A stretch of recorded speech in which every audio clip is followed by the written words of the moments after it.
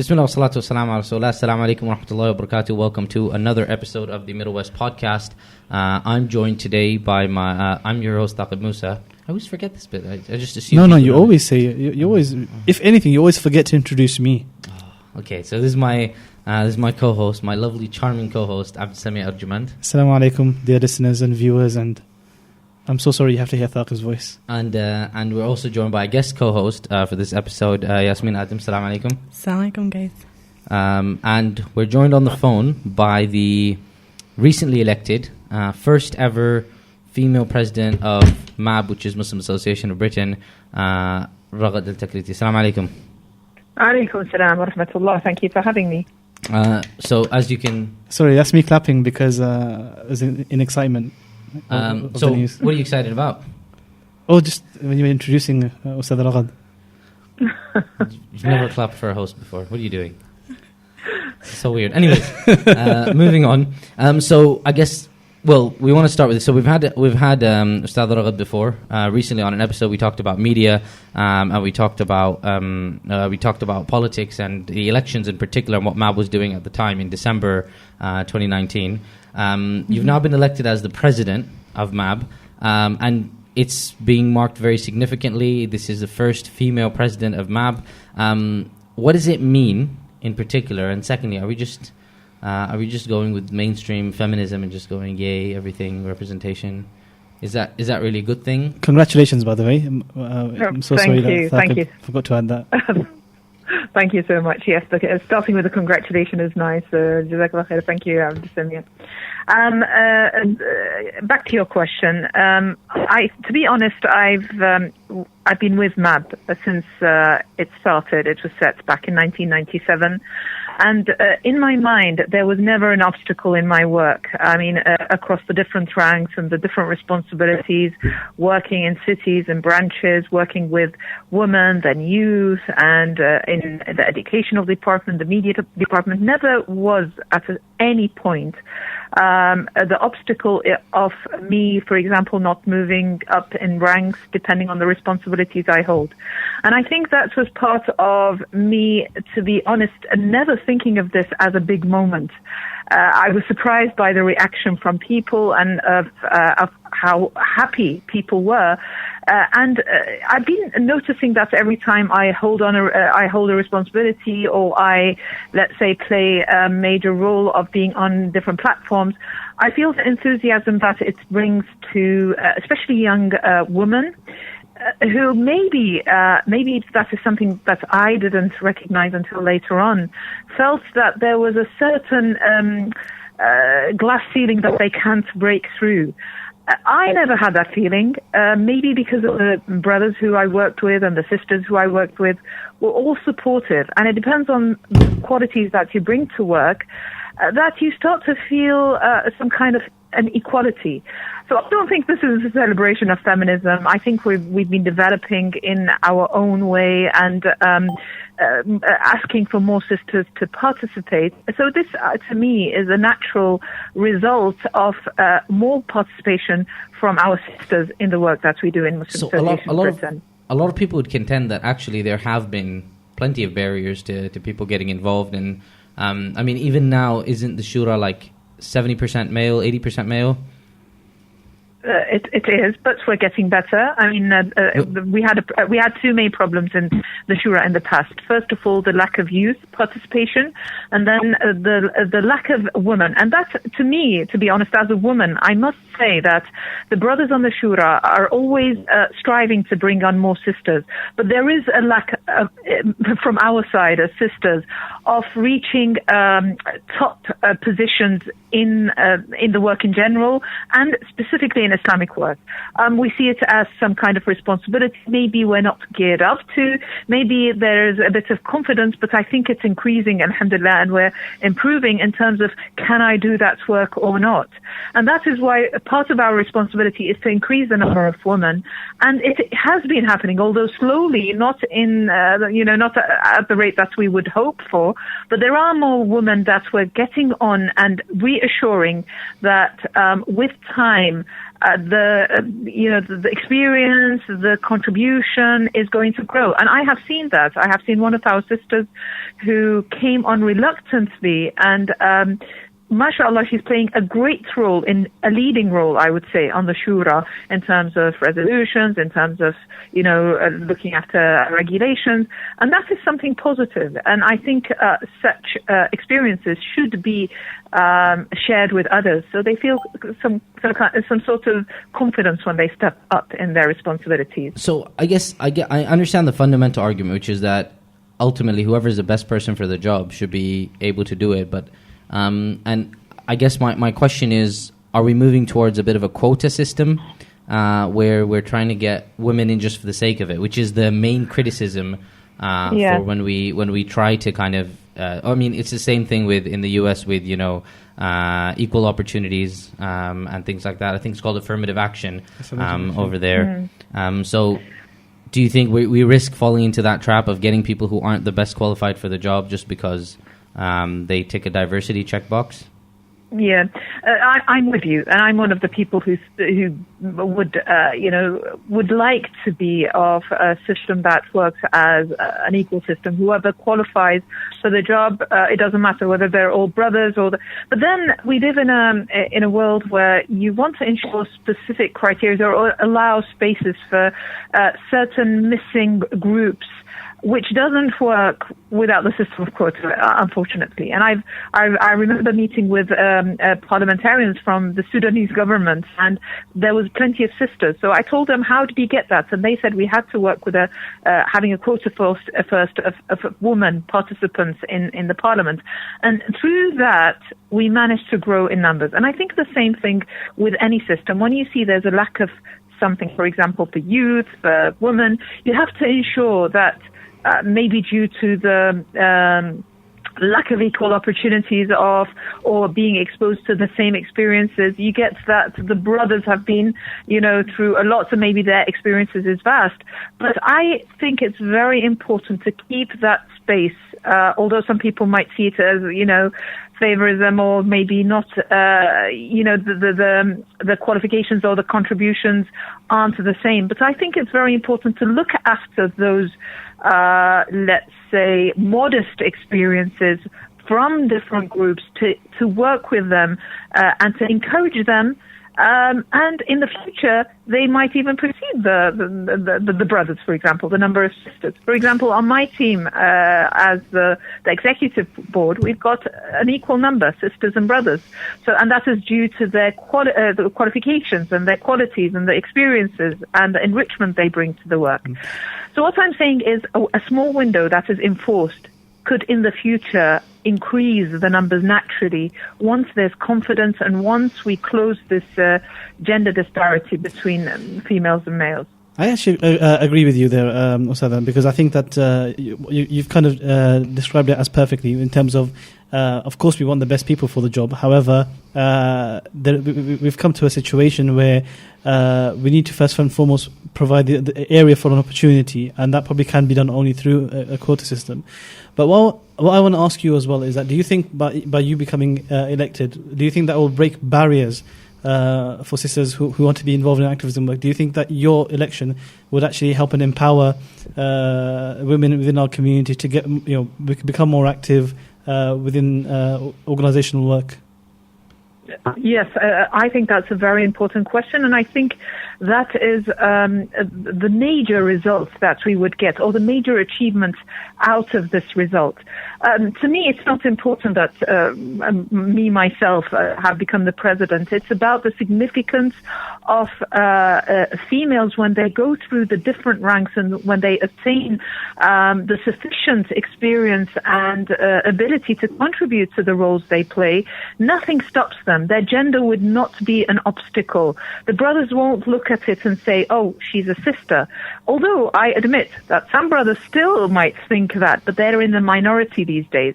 And I was surprised at the reactions from sisters from within MAB and from outside MAB. And I'm telling you, even non-Muslims, congratulating me and contacting me and saying how do you feel about it. So I think this is a positive point, and it's made me more aware of the significance of this moment that some people chose to call it historic. To me, it was something, not, I wouldn't look at it as historic, but it seems like for some, they never thought it was possible to happen. I had congratulations coming in from other movements, other Islamic movements around the world. Did you get negative reactions as well, though? To be honest, maybe some. I didn't feel that it was big. Yes, there was questions, and I don't think of it as negative. I mean, is it allowed?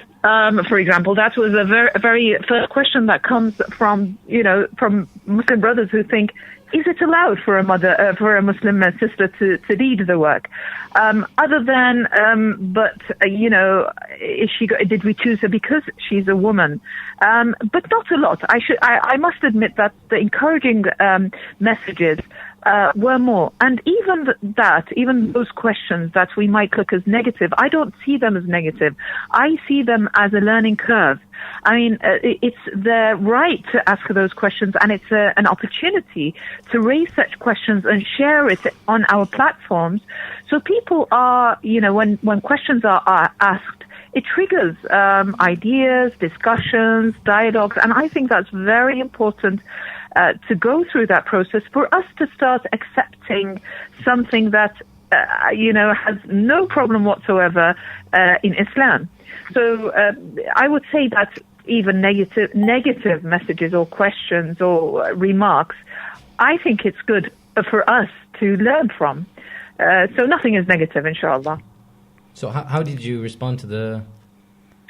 Of course, with the congratulations, I was overwhelmed, to be honest. I wasn't expecting to receive from parliamentarians in Muslim countries, from organizations, some messages, especially from Iraq, because I think that was from my origin, sisters and brothers celebrating that fact. That was something I would think would come very later on, and maybe they would be shocked first.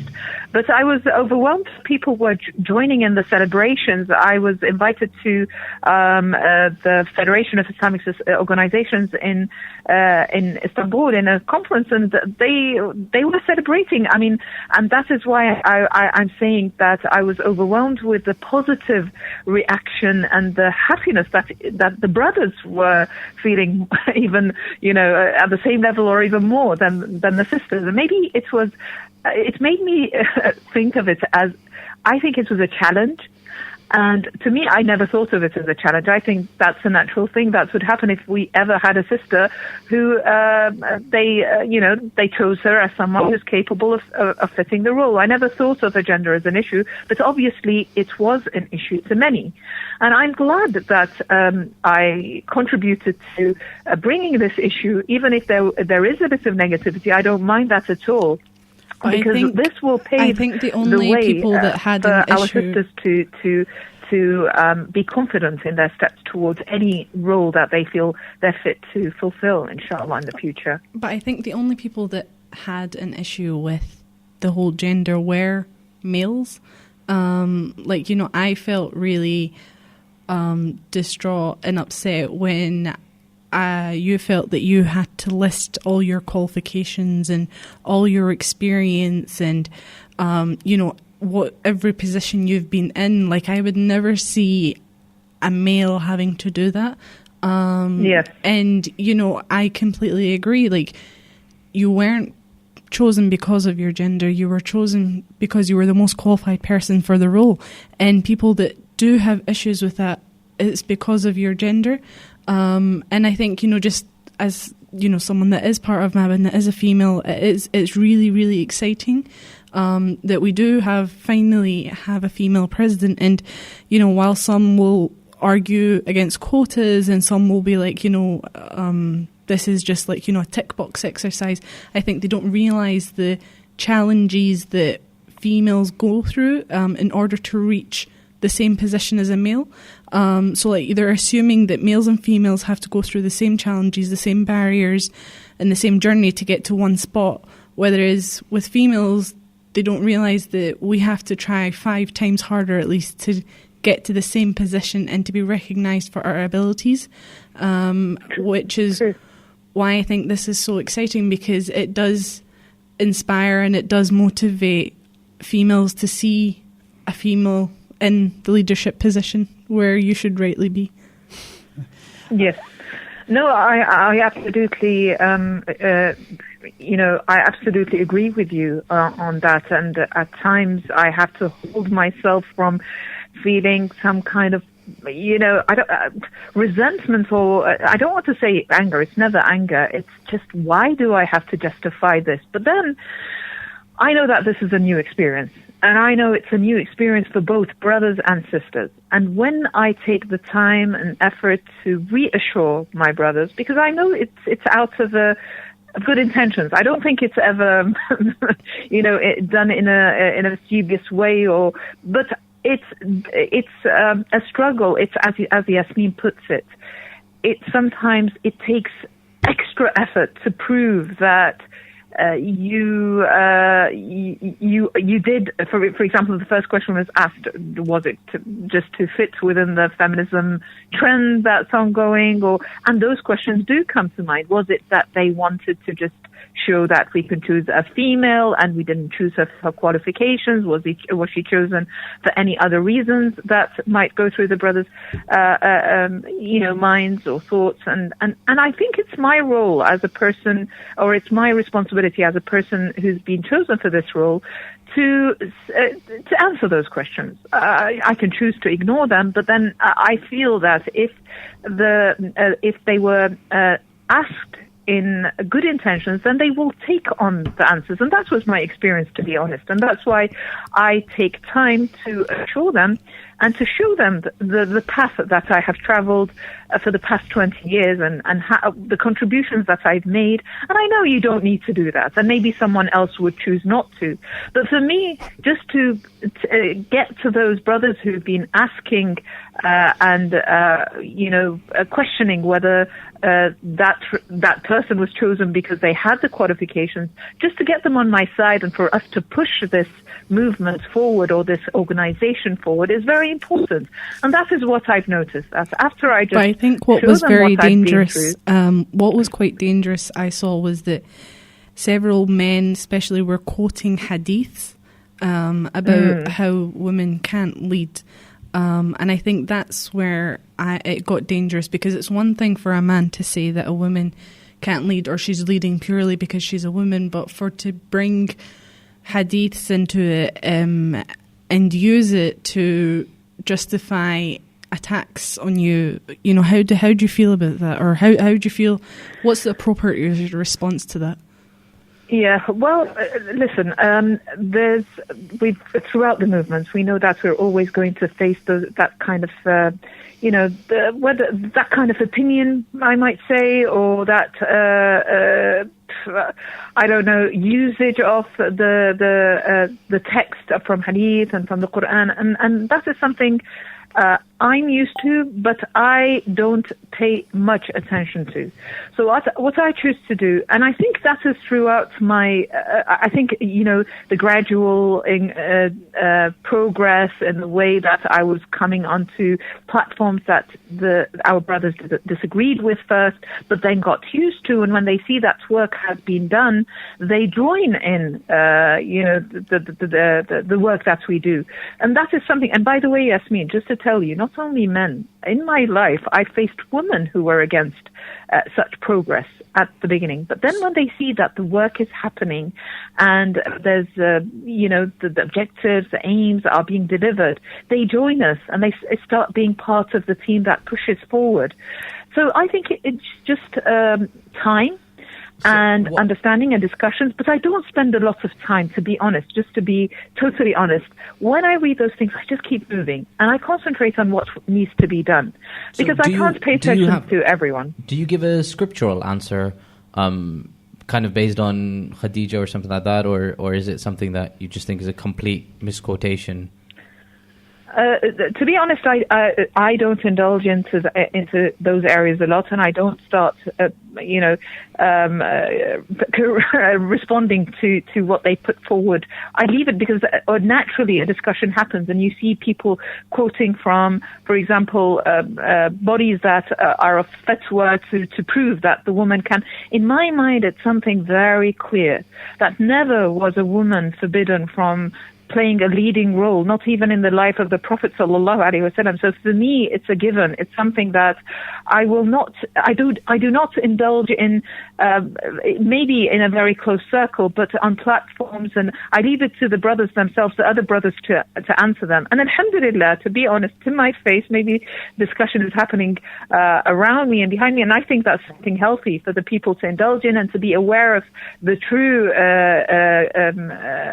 the true, let's say, boundary of our Islam around how Muslim women played leading roles even when the Prophet Muhammad sallallahu alaihi wasallam was around. And I think it's very important for the brothers to be aware of that and to start asking maybe even for the opinions of our scholars.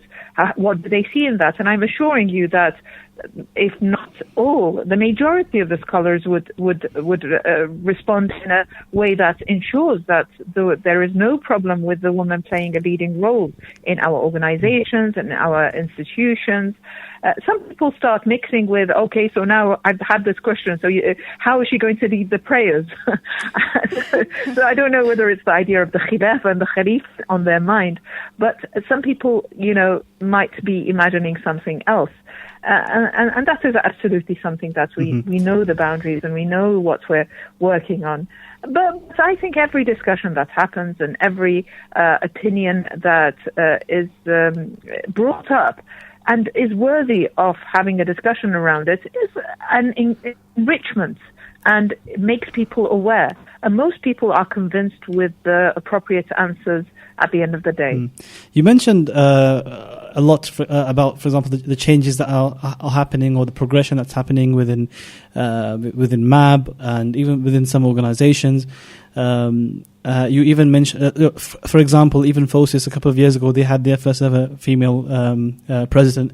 But the thing is, I want to ask, do you think that these kind of changes that are happening within our society are cosmetic changes, and that really there is still an underlying issue of female disempowerment, I guess. As we mentioned, for example, at the beginning, that we still have an imbalance on the shura, for example, of male to female, and perhaps that, on the front of it, whilst there are a lot of Islamic organizations that are seeming to be, a lot more accommodating or more flexible within their views of having female leadership.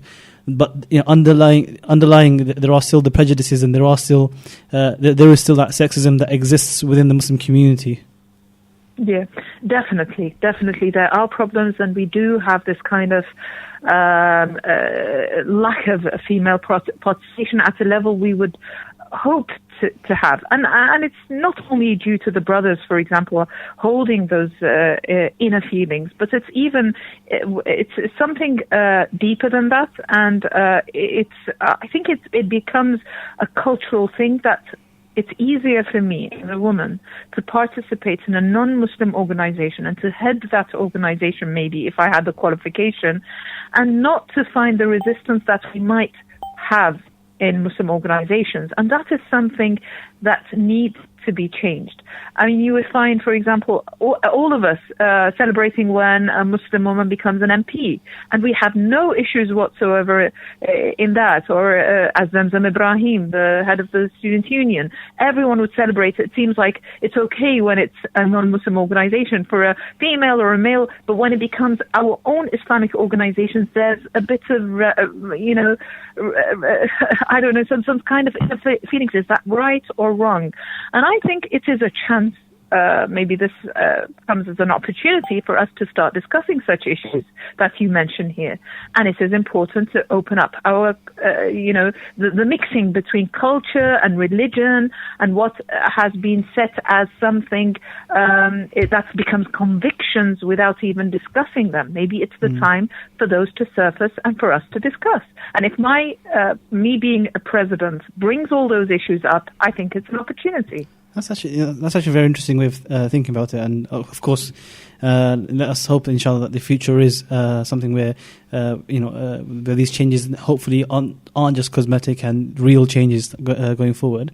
And in fact, you were also mentioning earlier on about how when you did become when you were elected, how there were different organisations reaching out to you and different people. I remember even reading an article, I think it was in The Guardian, where they were Telegraph. Sorry, it was in the Telegraph. Sorry, it was in the Telegraph. The article I was reading, where it was mentioning your election. Having said that, there was a line that I read, which I was like, I'm not sure what's going on here. Yeah. Which basically, it mentioned that, for example, Al-Tikriti took over from her brother, Dr. Anas Tikriti. Oh yes. Yeah. So the question has to be asked that do you think that one reason why you got this role was because of Dr. Anas? Yeah.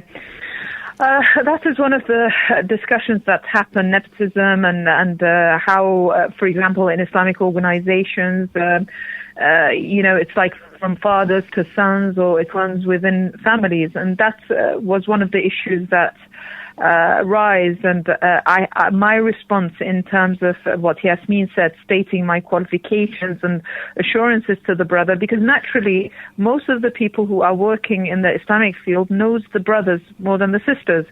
And because my brother is well known and he preceded me as the president of Muslim Association of Britain, nobody knew, for example, my role in Muslim Association of Britain, as I said, from when I was 18, and how I progressed from role to role, independent of my brother and away from my brother, since we were living in different places as well. So I was the head of the Leeds branch, and I went through heading the youth department for many years, and then I went on to the educational and then media and so on. And during his presidency, I was the head of media, and I was the vice president, the second vice president. So naturally, when you look around and when you look at the people who can hold the organization and continue its movement, you're going to look at the intimate circle of people who have been at work for a long time. I mean, I've been for 3 consecutive Shura terms. I have been a member, which points out that my involvement in MAB is not because of my brother, not because of him being a president. And by the way, that was one of the things that I used to apologize. I told the brothers, I think this would be a negative point, and that is my reason for not wanting to be nominated as the president. And the brothers in the Shura and the sisters as well, they said, no, this is a minor point and we shouldn't even look at it. And it's to be honest, in the past... Sort of sorry, like, Yasin, go ahead. The way I see it is that all these, whether it's racism, sexism, or any other of these isms, it serves as a distraction, if anything, from the potential that you have and the work that you have. Like, you'll spend more time firefighting and putting out fires than anything else. So what I did want to ask was, what are your priorities and what are your plans, inshallah? A very good question, and that's getting us onto the work. Some people see it as a historic moment, but having a historic moment without the work that follows is nothing, is an empty thing, is cosmetic, as Abdussamia puts it. So my main concern is, it's not to prove that a woman could do it as much as well as a man, not at all. My intention is to carry the good work that has been done for the past years in MAB, and to push it further so we truly start achieving and seeing results. Now, what can happen is that the name of an organization could grow beyond the actual benefit of the Muslim grassroots. And our organization is a grassroots organization. And for me, for the members of this organization to feel the impact of the work is just as important as me being in the media and working with politicians and working with the decision makers in making the name of the organization well known and having different opinions on different matters. So I'm trying to balance between the two and to truly follow follow this moment with calling for more participation from all females and males and especially amongst the youth, because this organization will be led by the youth that are going, the youth that know nothing else but this, the UK as their country. And I think there's many challenges ahead of us in all aspects of life, especially after Brexit as well. There's many discussions that the Muslim community would like to participate in and to try to have an impact within the communities, within the society. So I think there's changes and challenges that we need to focus on. And I'm trying to, inshallah, engage the efforts and the minds and people from inside our organization and outside our organization to create some kind of driving force for our work to be nourished and to be implemented in all sectors of society. So this is an aim, and I know it seems like a wider dream, and of course there's going to be plans in different kind of sections to be implemented, but that is the legacy that we will leave behind. I mean, they will not remember who was leading the work, but the work that has been done, and the emphasis and the challenges that we're going to face is something that we need to concentrate on in the coming days. Mashallah, I think moving on to some of like the. I guess what are the plans for the next future in terms of what kind of activities, or what is your kind of ideal MAB? I guess what is your dream MAB, and how do you want to kind of leave your mark? Dream MAB. Yeah, I thought dream MAB sounds nice. No. So the dream. Yeah. Okay. What is your dream MAB? Well, listen, I mean, for us, as I said, we're a grassroots organization and with a British identity that works to serve the British society. So for us, it's serving, this society and our Muslim members in the society to bring benefit to all. So we don't want to limit the benefits to us, to our members, or to the Muslim community only, but truly we want to be a driving force to better the lives of everyone around us. And I think some might think this is a wide vision, but this is truly our vision: to be beneficial, to be in the benefit and the service of others throughout different sections. I mean, throughout everything that is of concern to the society. And this, of course, happens through the departments in our executive board. It happens through the plans that we implement. And, trying to balance. So, for example, we see what's the priorities that people call for. And we are going to hold a General Assembly soon on the 22nd of February. And that is going to be a major part of our meeting, is to ask our members, what are your priorities? What do you want us to hold projects and to have our work directed to? And I think many people are raising questions with regards, for example, just to give you an example, education. The education system is changing at a pace that is worrying for the parents. So maybe we should have some kind of priority work geared towards helping, supporting parents, whether their children are in the education system in non-Muslim schools or outside of that system. So maybe that is, for example, an area when we feel that there is a priority to work with, we need to direct or to increase our efforts in this area. So this is what we are. We should be a body that listens to our members and focus our efforts wherever it's needed. And it could be different in different terms. And this term, I'm hoping that we truly implement projects that are close to the hearts of our members. And as I said, this will be an opportunity to be closer to them, to listen to them, to create platforms even, podcasts, helpline for the youth. All of these are projects that are floating in our mind and are going to be studied closely to see whether they're feasible at this time to implement some, just to bring us closer to the people we are serving. In your opinion, what do you think are like the top three kind of priorities or top three kind of problems for British Muslims right now within our society that you would probably want to address?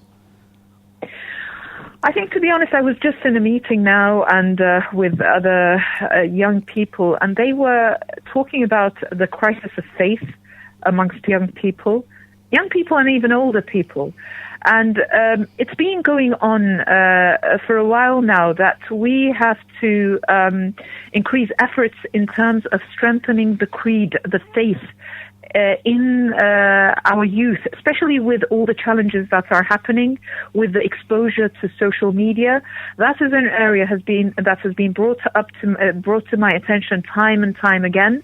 And we were just talking about strong sisters and strong brothers who are leaving, or I wouldn't want to say leaving, but having cracks in their faith. And I think we, as a Muslim organization, have a major role in trying to work with that. Another priority would be tackling Islamophobia that is spreading in the West, and trying to not only react to what we see in the media and trying to defend ourselves, because that will leave us, breathless, and I don't know if it will have much effect, but rather trying to find proactive kind of platforms where we can create a positive image around issues that we feel are priority to us, and messages to the wider society that would beat Islamophobia in a positive way. So that is another priority. I think the education system, and even some people point to the health system or the mental health that our brothers and sisters are facing, alongside many people, not only them, it's not specifically Muslims, but we are at a time, due to many challenges, that there's an increase in mental health needs and the much needed awareness around those issues. So I would choose those as the priority to work with, of course, around areas of youth and maybe women under those areas as well. So I think we've heard about the priorities, and they're all UK centric, which I personally agree with, is that they should be UK centric. Thaqib, do you believe they should be American centric? I don't. I think these should be UK centric. I think we talked about this in the first episode. But you're American. This episode is no, we've run adopted by, him. Yeah, but I'm a child of the UK now. Yes. But I mean, wherever you are, right? Wherever you are, that should be your comment. If anyone's interested, we can go back to episode 0, the pilot, where we talked about this. We remarked on how it's ironic that a guy with the American accent is talking about how we need to, in the UK, have our own conversations and our own kind of our own shuyukh, our own scholars, our own people should be highlighted. Yeah. But one of the things, all the things you mentioned are very UK centric. A lot of the work that MAB seems to do seems to be centered around issues happening in the Middle East, rather than talking about UK-centric things, so, the schools and things like that, whereas my understanding is a lot of the work that MAB has been involved with has been very kind of Palestine-centric or Iraq-centric, and do you see this as a valid criticism, and do you think this is going to change? No, I don't see it. To be honest, I don't see it like that. I don't. Yes, we do give some concern, and I think that's a responsibility upon us as an Islamic organization to be concerned about injustice around the world, regardless. I mean, if you look at our website, you would find statements talking about the Uyghur problem, about Kashmir problem, and I think it's very important because as Muslims, as Muslim causes around the world, you would not find that we are backed up by one Muslim country in our struggles around the world. For example, if there was the problem for anti-Semitism, you would find that Israel is always backing up the wherever it happens, or having a stance, or supporting them financially, emotionally. For us, we don't have that. We only have our brotherhood and sisterhood, and the Muslim organizations that uses their voice and uses their platforms to increase awareness awareness around the problem. So I feel that even though we concentrate on domestic issues within the UK, that does not stop us from looking outside and making sure that we play our role as part of a wider nation, a wider ummah, a wider brotherhood or sisterhood, to be able to at least use the space that was given to us and to help them in increasing awareness with regards to the injustice that's inflicted upon them. And that's whether it's Palestine or Kashmir or anywhere else in the world, whether they're Muslims or non-Muslims. I think that should be a solid part of the work of Muslim organizations. Now, I understand the point that you're putting, that in the past, maybe more than now, due to the natural progress of this organization, because those who set it back in 1997 were mostly people who traveled from their countries, were immigrants, were students, who still held the problems of their countries strongly at the forefront of their concerns. And naturally, they're geared towards serving there. So the Palestinians with Palestine, the Iraqis with Iraq, the Libyans with Libya. But that started to differ with the new generation coming on board, the new generation that has been born and bred in Britain, and they feel that their worries and their concerns are totally different. And that is why I think we're more balanced now. And yes, you might find some criticism if you care about one issue rather than the other. And that is why we always hold the stance of we try to support. And sometimes we do forget and we may neglect. And therefore, it's important for us to have some kind of strategies of how do we support, who do we support, and when do we support. So it's seen in a more in a positive way, not in a negative way as you're putting it to me, but with the focus being on issues in Britain. Because at the end of the day, we're a British organisation. It shouldn't be taken as a kind of oppression Olympic competition. I like this the oppression Olympics. Where it's like, if we've written a press release about Palestine, we have to write 5 about the UK or whatever, because I think there's also an argument for recognising that there's, we have a privilege that we should use to be able to influence what's happening abroad. Secondly, I think there's also a recognition that there's actually much less advocacy around these causes because of the securitization around them and because of the way that speaking out against these causes, simply puts a target on Muslims, British Muslims, international Muslims here in the UK. So spoken like someone who's talking about Prevent for their dissertation. So I'm an expert. So I actually think that, it's, as equally important, talking about Palestine or Egypt or Syria or the Uyghurs doesn't make us any less of a British organisation. Absolutely. Totally agree with what Yasmin said. Well said. Great minds think alike. Does that mean that you're going to be running for presidency soon? Yasmin? No comment. I guess there is an element of, because I think there was some guideline that was then reviewed where they I think it was Prevent related guidelines where anyone campaigning for Palestine or anti-Israel, even criticizing legitimate kind of offenses / attacks against civilians, would then be considered a threat. If this was if they did any criticism of any sort. So I think things are heating up, and I think you mentioned Islamophobia is one of your key priorities. I had a last question. In the UK Muslim community, there tends to be a big skepticism around any government engagement, taking any money from the government or even consulting for the government. And I know that in the past, MAB, especially with the Labour government of Mr. Blair, did get involved a little bit, and we were part of it, and then we got thrown into the government's bad books.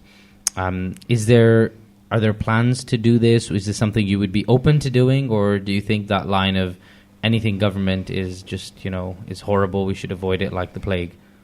Or like the coronavirus? No, not at all. I mean, when we worked with the Labour Party, it's just because there was spaces open to the Muslim organizations or Muslims to voice their concerns. There was assurances that certain things that worked against them will be avoided. But when you work with a government that can even attack you, and that is what happened, for example, during the election, suddenly the Conservative came with the statement. Of course, the natural reaction is to answer in defense or to withdraw from whatever, the programs that you think that has got a negative impact on your work.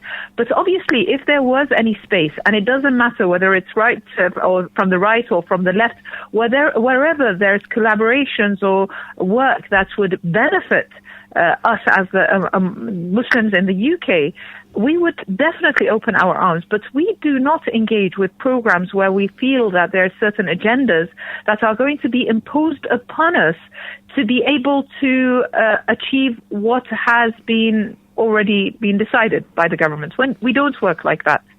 We want to ensure that anything that we are involved in serves our community, serves our aims, our objectives, and doesn't work against the people who place their trust in our work. And if the work that is imposed upon us, for example, prevent. I've had a lot of opportunities where they said, "Would you like to, advise us or give us feedback?" And I do that openly, but I would never be involved in, for example, projects that are funded by the same source of Prevent, because I feel that they have certain objectives at the end of the day they want to achieve, and they might use me as a vehicle to achieve that, and I'm not going to be open to that. So until I am sure that any support from the government or any platform that I'm going to get from the government is purely driven by me and by my objectives for the benefit of my community, I'm not going to be involved. I guess this is my final question as well. Sorry, Thaqib, for kind of over-trumping you on that. See what I did there? Because you're American. Anywho, no, sorry. So my question was basically, I guess it goes along the same lines of the theme of engaging with government and the current political climate. I think one thing is that a lot of Muslim organizations could be maybe not necessarily endorsing or telling people in the recent general election to vote for a certain specific party, but it did definitely seem like a lot of Muslim organizations were, if not supporting the Labour Party, they were definitely seen as being anti-conservative party. And general elections happened, and by a majority of 80, it seems like for the next 4 to 5 years we're going to be having a conservative party. Do you think it's about time that it might be a hurdle, it might be hard, it might be, we might need a million different angles, but do you think it's about time that Muslim organizations, rather than trying to kind of shout and say, the Tory parties are all full of Islamophobes, do you think it's about time for actually Muslims trying to actually engage with the Conservative Party? And the reason why is because, let's just take, for example, the issue of anti-Semitism within the Labour Party. Now, if you go back 30 years ago, there wasn't an issue of anti-Semitism in the Labour Party. However, there was a huge problem of anti-Semitism within the Conservative Party. I mean, some would argue there isn't an issue with anti-Semitism in the Labour Party now, right? That's another question. We can follow that up after. But yeah, so is it about time for Muslim organizations to be active or to engage with the Conservative Party? Yes, a very important question. And by the way, our policy, it's very important to remember that many Muslims were engaged in the Labour Party due to the space, to the support for their causes, due to even, I argue that the foreign policy of the Labour and the stance of Jeremy Corbyn on, for example, Palestine, led many people to be engaged in its ranks. So that is some kind of point where there was more engagement from the Muslim community, the good relationships that they built with the mosques, with the Islamic centers, and the openness, all that led to more participation. But we always make sure that our engagements, whether with politicians, whether with decision makers, is with with members from all different parties, and that is what we're aiming for. And even though it might be apparent that most Muslims or the majority of the Muslim voters were with Labour, you would be surprised that many were again with Conservatives, with SNP, and so on, which shows that we as Muslims, we come from different backgrounds, different ideologies, different languages, different cultures, and we're influenced by different things in different policies and different parties. And I think that's a healthy thing. I don't see it as a negative thing. Of course, it's good to have some kind of block power in our voting, but then even for us to be spread across the different parties and to have relationships with the politicians from the different party is a positive. And I will never limit myself to having relationships or to holding dialogues with only parliamentarians from the Labour Party. In the past, whenever we had any kind of statement to make or questions or even meetings, we would talk to decision makers from the different parties, and we would love for them to open the space to have a dialogue with us, to talk to us. And by the way, in the past, I have, in my capacity as representative or vice president of Muslim Association of Britain, I've been invited to sit with committees set by the government to discuss policies, for example, on prevent, on sex education in the new syllabus, and so on. So we do attend those meetings that are, led by government, and we do voice our opinions, and that is something that needs to be continued and strengthened. And if anyone was to go into the Conservatives, we would encourage that, just to participate, to have an influence in any space that you can enter. So definitely, that is something we would like to strengthen our relationships with, in the future with the Conservatives and the government. I think that's a solid point to end with. So my takeaway from that was that we should all join the Conservative Party. No. I mean, don't lose what you have. But you can open up you can open up new opportunities. Yeah. So, oh wow! Are you trying to say we should create our own political party? I don't know how strong that will be. I mean, I wouldn't oppose anyone who would. Well, we'll see. We'll see in the new census. We'll see in the new census next year how many. Are we like 6% now? We'll see. 11%. If you want to lead on that, you're welcome. If that happens, this whole Islamic takeover thing, it would actually be real. Wow. You'll be quashed in this atmosphere of rising right. I mean, I guess it's one of those things where we need to, and this is one of the things we need to do as MAB as well, is to fight for things for the majority of society and not just be in our Muslim-only bubble. True. And that's something we're trying to work on, inshallah, alongside others for the benefit of the wider society. Yeah. So really appreciate your time. This has been a very good conversation. We've gotten a lot. We've really enjoyed this from our side. I hope it's been good for you as well.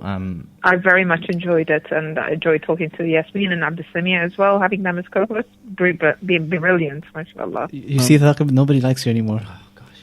Do you have a Twitter? Are you active on Twitter, Facebook? Can people follow you? I'm not, but you could follow Muslim Association Britain on Facebook, mabonline.net. So maybe that Twitter needs a bit of a push. That's one of our priorities, to work better in our social media, inshallah. Also, we need to fix this, your lack of yes, you could Twitter. Push other platforms. Yes, so, and more importantly on Instagram as well, because that's where all the youth people are. Right, okay. So speaking of Instagram, we do have an Instagram page as the Middle West Podcast. So you can find us on Twitter, Instagram, Facebook at the Middle West PC, and then we'll see about creating a 4chan profile or something. 4chan? No, sorry, maybe too new for me. What? But so you can follow us on Twitter, Instagram, Facebook at the Middle West PC. You can email us at middlewestpc@gmail.com.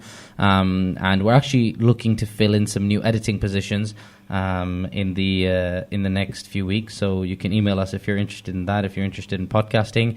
And this has been another episode of the Middle West Podcast, and see you with another one in the next 2 weeks. I said and like 4 times. But that's it. Signing off. Assalamu alaikum. Peace out. Assalamu alaikum. Alaikum assalam wa rahmatullahi wa barakatuh.